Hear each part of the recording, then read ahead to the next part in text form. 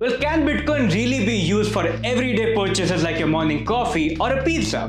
The short answer is yes, but there are certain prerequisites. The first big step for Bitcoin to become an everyday currency is to reduce its price swings. You see, right now, Bitcoin's value can go up and down pretty dramatically, making it difficult and tricky to plan your spendings. To make it more stable, we need more people using it. That means more folks buying and selling Bitcoin and more businesses accepting Bitcoin. The more we use it, the less crazy the price swings become. The second thing we need to make Bitcoin more usable for everyday transaction is to bring down the transaction fees. Right now, the transaction fees for using Bitcoin can be quite high, which is okay for big transactions, but not so okay for everyday purchases like having a cup of coffee or a pizza. So people are working on solutions to make it cheaper.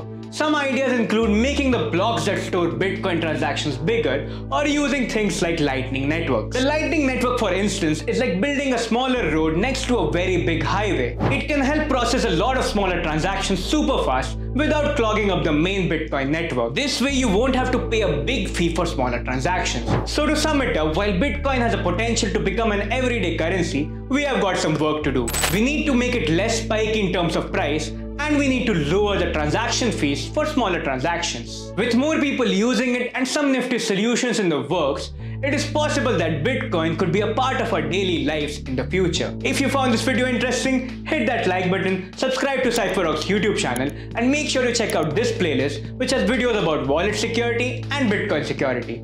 Until next time, signing off.